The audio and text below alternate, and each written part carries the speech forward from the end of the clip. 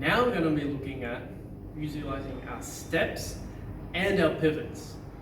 So with stepping, we tend to call that one movement. So a skip step is one movement.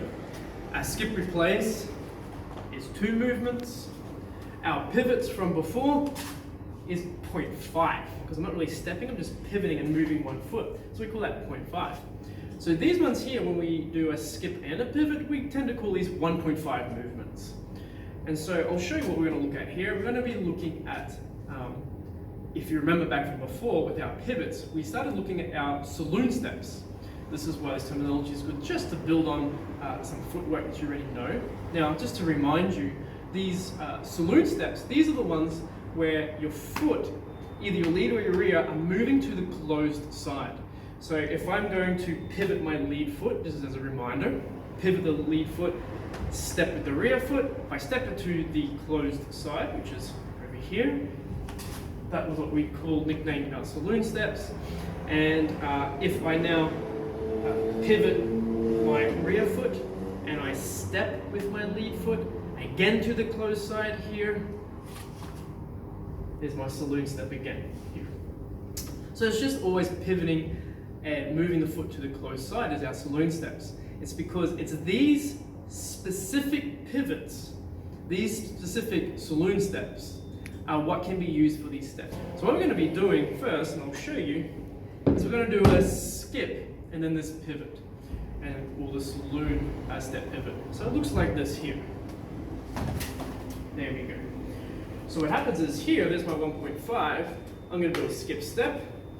I'm going to go skip to my 45, and from here, instead of resetting back here, I will now pivot on this foot and step this one to the closed side. And if I put it together here, very good for, again, braking, getting off the line here, and then I can also use this for countering, also creating some space. And I can also do this with a cross step and a saloon step pivot. So what happens is here, there's my cross step, my rear foot is going to step into my closed side, which is over here, because when I do a cross step now, I have a new lead leg temporarily, and at this moment in time, I have open side, I have closed side on this side. So my rear foot is going to step into my closed side. And if I put that together, cross step with the pivot, or the saloon step pivot here, there we go. Looking at it with some counterattacks, perhaps it's one option you can do. Here, I've done here, and then I've opened up with a new lead hand here for my counterattack.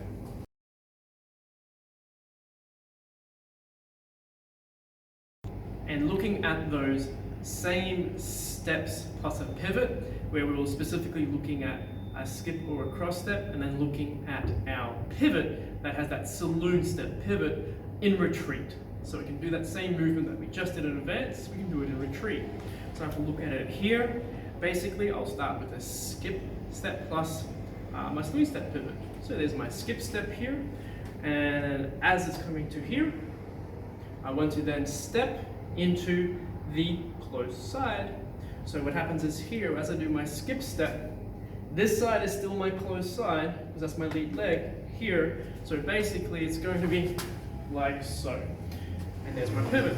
So again, I'm retreating backwards, I'm opening up the line even, so I'm breaking the angle by stepping at the side to 45 over here. And then as I do that, I then move the lead foot into the closed side.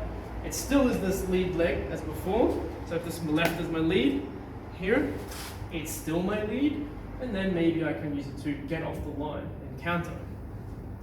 And then if I do this as a cross step, we'll see it's pretty much very, very similar.